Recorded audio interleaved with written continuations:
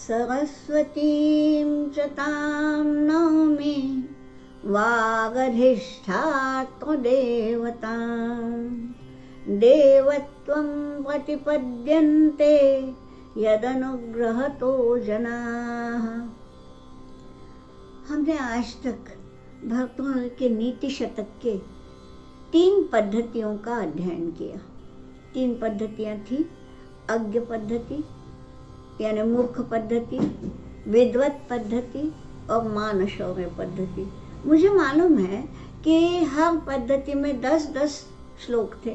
हमने उनमें से कुछ चुनिंदा लिए, जो अच्छे थे उतने ले लिए। आज हम प्रारंभ करने जा रहे हैं चौथी पद्धति का। यह है अर्थ पद्धति। अर्थ यानी मीनिंग नहीं, अर्थ यानी पैसा, धन। तो यह अर्थ पद्धति जो है, ये क्यों ले रहे हैं हम? देखिए, ये नीति शतक है। नीति यानी एथिक्स, आप जानते हैं। अर्थ जो है ना, ये हमारे 4 पुरुषार्थ में आया है। लोग जो बोलते हैं संस्कृत में भी ऐसे ऐसे सुभाषित हैं कि अर्थो अनर्थकारी, कि धन जो है, अर्थ जो है वो अनर्थ करता है, यानी आदमी बिगड़ जाता है वगैरह। उसके लिए अर्थ दोषास्पद नहीं है, वो व्यक्ति दोषास्पद है जो कि धन कमाना जानता है और उसका विनियोग कैसे करना वो जानता नहीं। ऐसे जो होते हैं ना, इसके लिए। किंतु धन कभी भी दोषास्पद नहीं होता। इसके विपरीत कहूँ तो 4 पुरुषार्थ में वो है, धर्म अर्थ काम मोक्ष। अर्थ बोला ही है, लेकिन यह अर्थ कैसे हो? देखिए, हमारे पुरुषार्थ की रचना कैसी की है। 4 है ना। मान लीजिए एक छोटी सी रेल है, इंजन है धर्म और पीछे गार्ड का डब्बा है मोक्ष। ठीक, बीच की जो 2 डब्बे हैं जिनमें हम और आप प्रवास करते हैं, वो है अर्थ और काम। तो हमें अर्थ भी कमाना है, काम भी चाहिए। गीता जी ने कहा है कि धर्मा विरुद्धो भूतानां कामोस्मि भरतर्षभ भूतेषु। तो धर्म अविरुद्ध, धर्म के विरुद्ध जो काम हो वो तो मेरी विभूति है। यानी भगवान ने भी काम को दूर नहीं कहा, अर्थ को बुरा नहीं कहा। अर्थ और काम आवश्यक हैं, लेकिन वो अर्थ कैसा हो। तो ये जैसे दर्शन शास्त्र है, उसमें दार्शनिक दृष्टि से बताया है। ये भर्तृहरि जो है तो कवि, किंतु उसकी दार्शनिक दृष्टि भी है। और वो कैसा बोलता है अभी हम देखेंगे क्या क्या है। तो पहले तो हम एक मज़ेदार श्लोक लेंगे। मज़ेदार इसलिए क्योंकि हम आप जिस दुनिया में रहते हैं, हाँ भर्तृहरि आज नहीं है, लेकिन भर्तृहरि के समय में भी, उस युग में भी कुछ लोग तो होंगे ही जो धन को ही सब कुछ मानते हैं। कमाना है, कैसे कमाना नहीं मालूम, वैध या अवैध पद्धति से। और जो धनवान है उसी के सामने हाँ जी करेंगे। ऐसे लोग वहाँ तब भी थे। तो इसलिए जिसको आज की भाषा में हम सार्केज्म कहते हैं। अब ये देखिए, आपको भी हंसी आएगी। क्या बोलते हैं, शायद ये किसी स्कूल के इसमें लगाया भी होगा तो मुझे पता नहीं है, लेकिन मुझे लगता है कि ये किसी सिलेबस में भी था। देखिए, यस्यास्ति वित्तं स नरः कुलीनः स पंडितः स श्रुतवान् गुणज्ञः स एव वक्ता स च दर्शनीयः सर्वे गुणः कांचनमाश्रयन्ते। ये जो चौथी लाइन है ना, ये कई लोग आज भी इसका प्रयोग करते हैं। सर्वे गुणाः कांचनम आश्रयन्ते। सारे गुण जो हैं वो एक कांचन का आश्रय लेते हैं। कांचन यानी सोना। सोने का आश्रय लेते हैं, माने जिनके पास सोना है, धन है, ऐसे धनिक को, वो भले मूर्ख हो, लेकिन क्या है, हम उसको, पंडित लोग भी जाके हाथ जोड़ते हैं। क्यों? भाई धनवान है। तो ये देखिए सार्केज्म कैसा होता है। यस्यास्ति वित्तम, यस्य वित्तम अस्ति, जिसके पास वित्त है यानी धन है, स नरः कुलीनः कैसे भी हो, लेकिन उसको हम कुलीन मानेंगे, मानते हैं लोग। स पंडितः, आता जाता कुछ ना हो लेकिन पंडित मानेंगे। स श्रुतवान, श्रुत बोलते थे क्योंकि उन दिनों में सारा ज्ञान जो था वो सुन के लेते थे, इसलिए बहुश्रुत शब्द है। बहुश्रुत यानी जो बहुत बड़ा पंडित है, बहुत सुन लिया है, माने बहुतों के प्रवचन सुने हैं, वो बहुश्रुत। तो जिसके पास पैसा है ना, चाहे आता जाता कुछ ना हो लेकिन श्रुतवान है, यानी देखो ना आज भी ऐसे ही होता है। किसी धन वाले की, मान लीजिए वो अध्यक्ष है, तो उसकी जो परिचय कराने वाले होते हैं वो ऐसे ऐसे विशेषण जोड़ते हैं कि मन में हंसी आती है। तब भी था तो बोला है कि जिसके पास धन है ना वो कुलीन होता है, भले ही ना हो कुलीन होता है। वो स पंडितः स श्रुतवान गुणज्ञ, वो बड़ा गुणों का पारखी है, होवे ना होवे लेकिन हम ऐसा बोलते हैं और ये आज भी चल रहा है। हाँ, स एव वक्ता, उसको बुलाते हैं ना अध्यक्ष बनने के लिए, पैसा है इसलिए। हमारी क्या बात होती है, इसको अध्यक्ष बुलाया तो शायद कुछ हमारे संस्था को दान दे देगा करके बुलाते हैं, लेकिन उसको क्या लगता है, हाँ मैं अच्छा वक्ता हूँ इसलिए बुलाया। तो स एव वक्ता सच दर्शनीय, वो सुंदर भी होता है, होवे ना होवे बस विशेषण लगाते हैं। तो ये जो है ना उपहास, ये आप देखिए, ये भर्तृहरि कौन सी, लोग बाग बोलते हैं कि संस्कृत में ये सब नहीं है, केवल धर्म और ये और वो है। अरे भाई वो तो है ही, वो तो संस्कृत की संपत्ति है, लेकिन ऐसी कोई विधान नहीं जो संस्कृत में नहीं। तो जिसको हम सार्केज्म कहते हैं उसका ये एक नमूना है कि जो ये अर्थ पद्धति में इसलिए है कि भाई अर्थ की ये महिमा है कि आप बस पैसा कमाइए, ठीक। ये उपदेश नहीं दिया है। भर्तृहरि स्वयं राजा होते हुए भी उसने अर्थ का त्याग किया था, लेकिन उसने ये सारी ये बताई है कि ये लोक व्यवहार कैसा होता है, ठीक। और ये सब तो बता दिया, लेकिन सच्चा भर्तृहरि यहाँ नहीं है, ये तो केवल उनकी मजाक उड़ाई है। सच्चा भर्तृहरि कहाँ होता है वो देखिए, वो उसका जो छोटा सा श्लोक है 2 पंक्तियों का।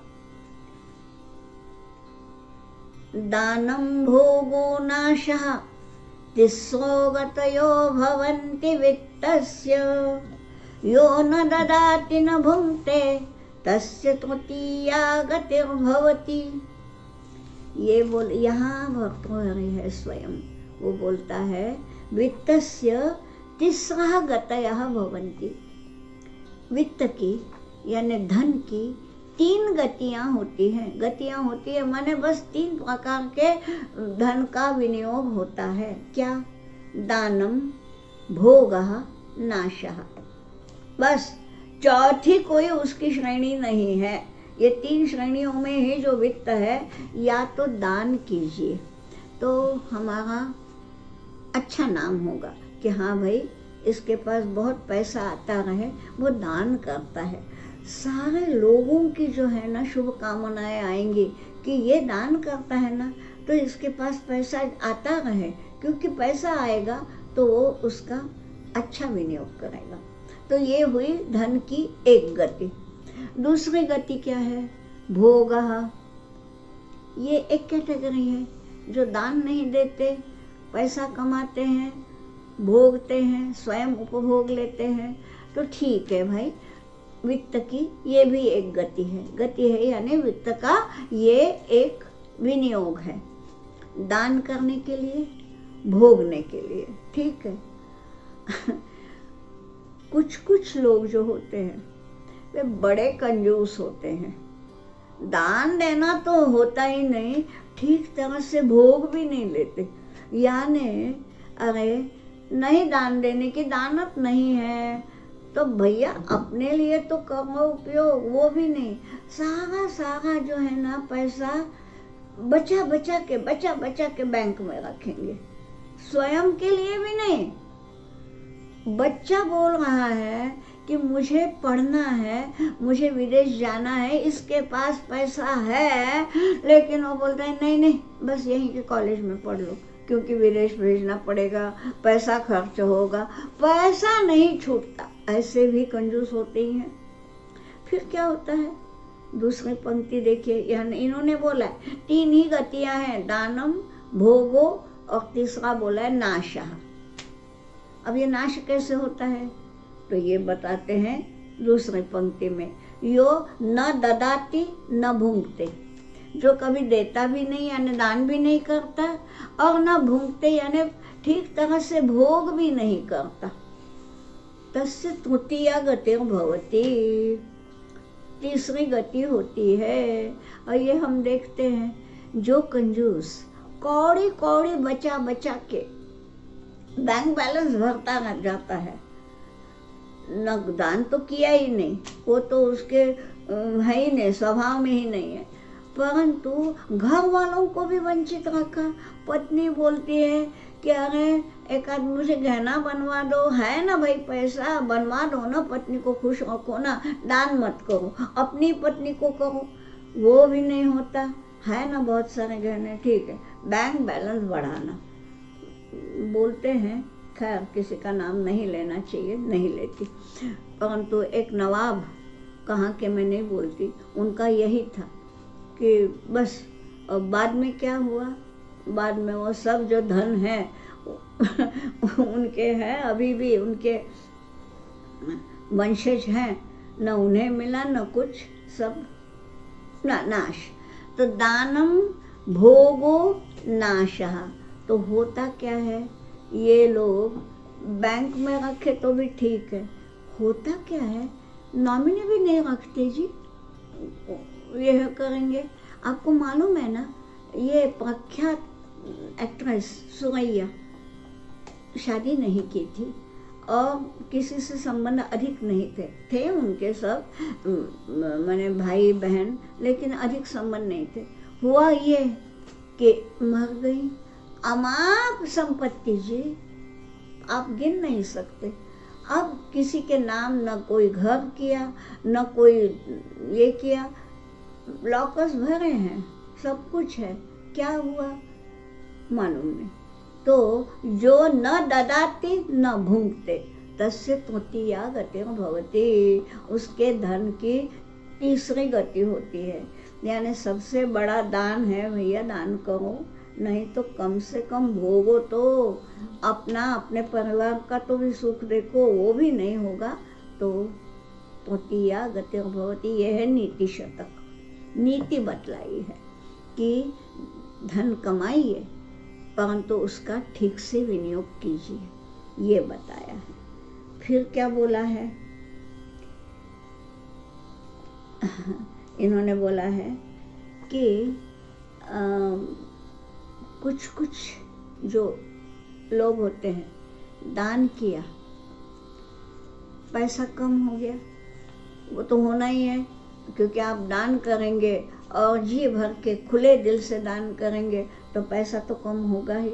लेकिन पैसा कम हुआ तो भी शोभनते, वे यही होते हैं, मैंने कैसा बोलूं, शोभनते का मतलब यानी दुनिया में उनको मान ही मिलता है और उनका जो अस्तित्व है वो तेजस्वी ही रहता है।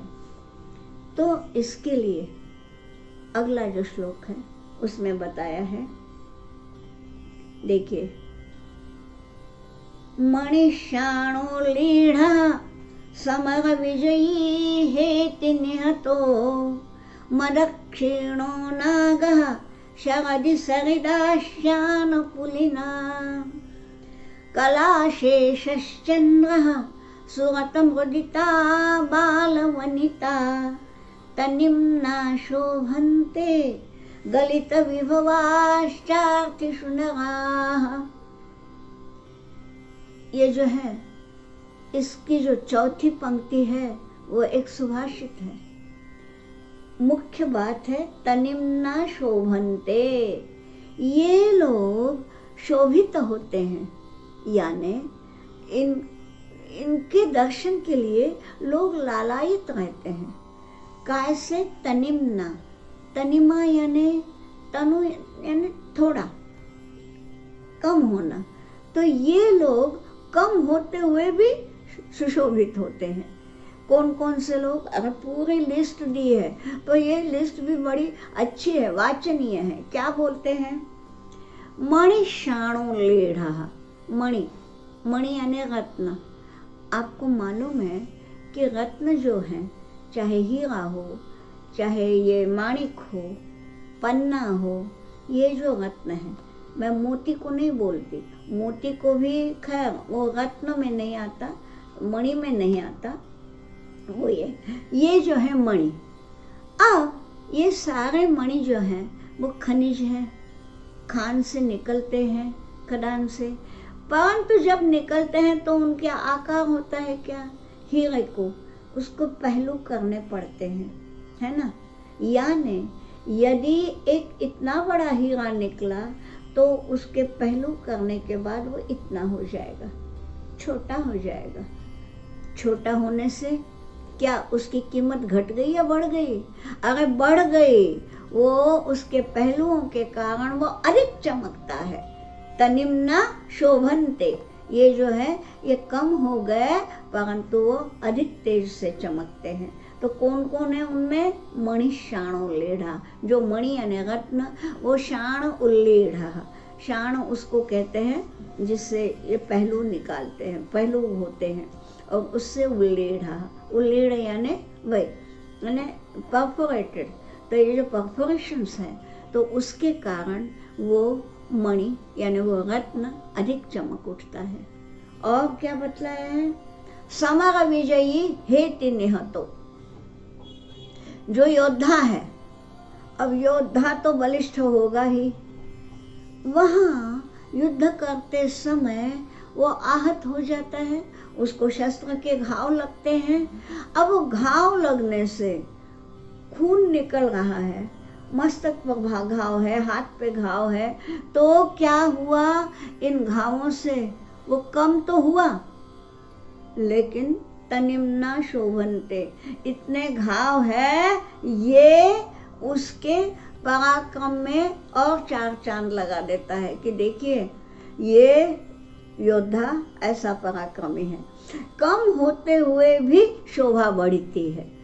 यूं तो किसी के यदि यहाँ पे घाव है तो सुंदर तो नहीं दिखेगा, बल्कि उसकी सुंदरता में दाग ही लगेगा, परंतु वो योद्धा है तो वो घाव भी उसके लिए एक आभूषण बन जाता है कि अमुक अमुक युद्ध में इसने इतना बड़ा घाव झेला था। अब देखिए यहाँ ये तनिमन हो गया, तनिमा, तनिमा यानी कम हो गया, उसका जो रूप था रूप में धब्बा लग गया, दाग लग गया, लेकिन ये धब्बा, ये कमी, ये जो कमी आ गई है उसी से वो शोभते हैं। देखिए ये भर्तृहरि का निरीक्षण कितना अच्छा है कि क्या क्या मणि जो है वो भी जब तक परफोरेटेड नहीं होगा उसको मूल्य नहीं है।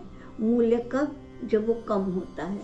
तो ऐसे ऐसे लोग हैं, आखिर में वो बोलेगा कि दान करके जिसकी संपत्ति कम हुई वो भी अधिक शोभित होता है। ये बोलने के लिए ये सब है। तो क्या बतलाया?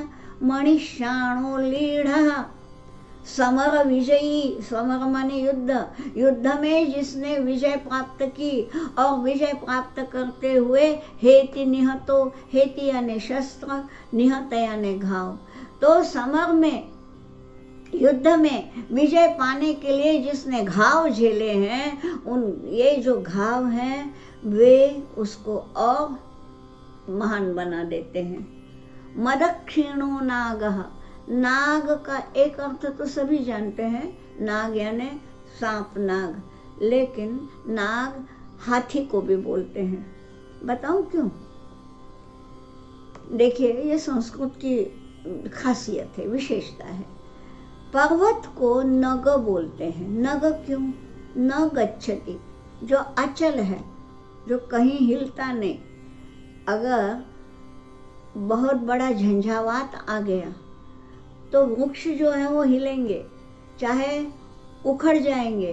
पर्वत के ऊपर किसी भी झंझावात का कोई असर नहीं होता, इसलिए उसको कहा जाता है अचल या नग, न गच्छति, हिलता नहीं। और इन नगों पर, इन पर्वतों पर जो विचरण करते हैं उनको कहते हैं नाग यानी हाथी। ठीक, तो ये हाथी कैसे बोले हैं? मदक्षिणो। ये मद कब होता है? जब हाथी युवावस्था में आता है तब उसके गंडस्थल से एक स्राव होता है, उसको मद कहते हैं। और मद के कारण वो हाथी कुछ क्षीण हो जाता है। अब हाथी और क्षीण बोले तो आपको हंसी आएगी। कभी कोई देखा है क्या मरियल हाथी देखा है कि हड्डी हड्डी निकल गई? दिखता ही नहीं, हाथी वैसे होता ही नहीं। किंतु मद के कारण उसकी जो हमेशा की जो मस्ती है ना, वो थोड़ी कम हो जाती है। वो यूं यूं यूं यूं करता है, बार बार पानी में जाके अपना मस्तक धोता है और बौखला जाता है। उसको कहते हैं मतवाला हाथी। तो मतवाला हाथी अधिक ये होता है शक्ति। देखा जाए तो मद के झरने के कारण उसकी यूं तो ताकत कम होती है, पर वो मतवाला हो जाता है। उसका कारण यही है कि गंडस्थल से जो निकलता है स्राव वो सीधे आँख में जाता है। तो आँख में वो स्राव कुछ तीक्ष्ण होता है, तो आँख में जलन सी होती है। और हाथी को बेचारे को हाथ तो है ही नहीं ना कि वो पोंछ ले, धो ले, क्या करें? तो बार बार पानी में जाके यूं यूं करता है। और इसमें थोड़ा सा वो क्षीण भी हो जाता है, फिर भी वो मत वाला होता है। और देखिए, हम साधारण हाथी से नहीं जितना भय खाते, उतना भय हमें मत वाले हाथी से होता है। यानी जो क्षीण हो गया वो अधिक मत वाला हो गया, अधिक यानी अधिक बलिष्ठ हो गया, ऐसा हम सोचते हैं। वस्तुतः उसका बल कम हुआ है। बल कम होते हुए भी उसके बल में बढ़ोतरी ही आ जाती है। माने देखिए, यूँ तो बल कम हुआ, फिर भी उसको हम अधिक बलिष्ठ मानते हैं। इसलिए ये सारा जो है सूक्ष्म निरीक्षण है भक्तों का। मदक्षिणो नागः शरदि सरिद आश्यान पुलिना। शरदि, शरद ऋतु में जो सरित, सरित यानी नदी, तो वो कैसा है? शरद ऋतु में बारिश नहीं होती, और बारिश नहीं है इसलिए जैसी बारिश के दिनों में नदियाँ होती हैं ना, पूरे इससे बहती हैं, वैसी नहीं रहती। शरद ऋतु में नदी जो है वो थोड़ी क्षीण हो जाती है। माने बारिश के बाद शरद ऋतु आ गई, और शरद ऋतु में अगर पहले की अपेक्षा वो नदी जो है वो थोड़ी क्षीण हो गई। फिर कौन सी नदी अच्छी लगती है? जैसे जब उसको बाढ़ आती है तब नहीं अच्छी लगती, शरद ऋतु की ही नदी हमें बहुत प्यारी लगती है। तो इसलिए कैसी है कि आश्यान पुलिना, जिसके पुलिना, पुलिना यानी नदी के किनारे जो बालू रहते हैं ना, रेत, वो रेत को पुलिना कहते हैं। तो किंचित यानी पूरी गीली नहीं, उसको आश्यान बोलते हैं। तो कुछ कुछ सूखी हुई, जिसके किनारों की रेत कुछ कुछ सूख रही है, ऐसी नदी हमें अधिक प्यारी लगती है। अब देखिए, बाढ़ आने वाली नदी, उससे ये तो तनिमन हो गई ना, छोटी हो गई, लेकिन छोटी होते हुए भी इसी नदी को देखने का मन होता है, और इसलिए बोला है शरदि सरित आश्यानुकूलिना। ठीक, अगला क्या बोला है, कलाशेषश् चंद्रः। अब ये तो हमें मालूम है कि पूर्णिमा का चंद्र तो हम सभी लोग उसकी तारीफ करते हैं, किंतु कलाशेष, आपको मालूम है कि चंद्र की 16 कलाएं होती हैं। अब 16 कलाओं में जब एक कला कम हो या एक ही कला हो, देखिए कला शेषः, एक ही कला शेष रह गई, यानी चंद्रमा की यूं को, है ना, वो जो है वो अधिक प्यारी नहीं लगती क्या? पूर्णिमा का चंद्र तो सुंदर दिखता ही है, लेकिन जब उसकी एक एक कला घटती है तब ये हो जाता है। तो कला शेषा यानी एक ही कला उसकी शेष रह गई, यानी वो जो होता है या तो प्रतिपदा का, यानी यदि हम ये बोलते हैं ये दो होते हैं ना, शुक्ल पक्ष और कृष्ण पक्ष। शुक्ल पक्ष में जो प्रतिपदा का चंद्र है उसकी एक ही कला शेष रहती है। उसका दूसरा भी अर्थ लीजिए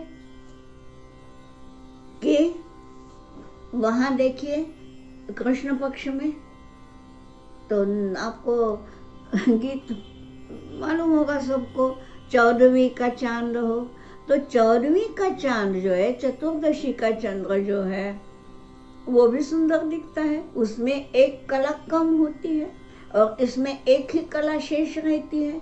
तो ये दोनों चंद्रमा अधिक सुंदर दिखते हैं, इसलिए बोला है तनिम्ना शोभन्ते, कम होता है फिर भी अधिक शोभिवंत होते हैं। सुरत मुदिता बालवनिता, यहाँ ये बोला है कि कोई पहले उस जमाने में होते थे ना बालिका वधू, बालिका वधू अधिक सुंदर दिखती है। और ये तो बात सही है कि आजकल हम देखते हैं कि शादी में लड़की, अब उसको लड़की बोले या औरत बोले, 25 से कम तो होती ही नहीं, कभी कभी 30-20 भी हो जाती हैं। अब ऐसी जो नववधू को देखने से क्या, अब मैं बोलूँगी तो आप कहेंगे कि मैं कानून के विरोध में बोल रही हूँ। अब तो कानून बोल रहा है कि 18 से 21 तक होना चाहिए। ठीक है, कानून अपनी जगह है, नज़र तो अपनी जगह है। मुझे बताइए, सही में 20 साल की लड़की, 21 साल की लड़की यदि वहाँ होती है नववधू, तो वो अधिक प्यारी लगेगी या 30 साल की लगेगी, आप सोचिए। तो ये बाल वनिता जो है ना, वो तनिम्ना, अभी वो छोटी है यानी उसका पूरा स्त्रीत्व विकसित नहीं हुआ है, तो भी वो सुंदर दिखती है, तो अधिक सुंदर दिखती है। यानी जब तक वो पूर्ण रूप से स्त्री हो जाएगी तब उसका एक अलग व्यक्तित्व हो जाएगा। तो उसके पहले जो होती है ना 14, 15, 16 साल की जो लड़की, वो अधिक प्यारी लगती है। तो ये बोला है कि तनिम्ना, कमी है। कमी क्या है? अभी पूर्ण रूप से वो विकसित नहीं हुई है, फिर भी वो शोभती है। मैंने शोभनते बोला है, यानी वो अधिक सुंदर लगती है। ये सब क्यों दिया भाई? ये सारी इतनी बड़ी लिस्ट क्यों दी? क्योंकि कहना क्या है भर्तृहरि को, जो कहना है वो यहाँ है। गलित विभवाश्चार्थिषु नराः, जो आर्थिषु गलित विभवाः, आर्थी यानी याचक, ठीक, याचकों को दे दे के, गलित विभवाः, जिनका विभव माने जिनकी संपत्ति याचकों को दे दे के कम होती है, वे लोग अधिक अच्छे होते हैं। ये कहना है कि यूं तो भाई बहुत संपत्ति है, क्या है, वो किसका धन है, या तो लॉकर का या और कुछ का। पर अब तो बहुत बहुत ये है निवेश करने के इसका। लेकिन जो दान देते हैं उनकी संपत्ति भले ही कम हो जाती है, तो कमी होने से जो अधिक सराहनीय होते हैं, ये बतलाया है। मुख्य बात यही है कि अर्थिषु गलित विभवाः नराः, ऐसे जो लोग होते हैं कि जिनका वैभव थोड़ा कम हो गया, पहले अरबपति थे अब करोड़पति हो गए, कम हो गया, लेकिन क्यों कम हुआ, दान देने के कारण, तो ये अधिक सराहनीय है। और ऐसी नीति होनी चाहिए करके ये नीति शतक में ये सब आया है। देखिए यहाँ काव्य भी है, यहाँ उपदेश भी है, सुनने में भी अच्छा लगता है, काव्य का आनंद भी लेते हैं, रस का आनंद लेते हैं, नई नई उपमाएं मिलती हैं, अलंकार मिलते हैं, और ये सब होते हुए हमारे मन को जो कुछ प्राप्त होता है ना, कहते हैं काव्यानंद और ब्रह्मानंद एक से होते हैं। तो ब्रह्मानंद सहोदर बोला है, एक से नहीं, छोटे भाई जैसा है काव्यानंद, ब्रह्मानंद तो बड़ा भाई है, लेकिन हाँ उसी का वो भाई जरूर है, इसलिए हम ये सब करते हैं। अब यहाँ हम विराम लेते हैं, अब फिर मिलेंगे अगले शुक्रवार को। तब तक के लिए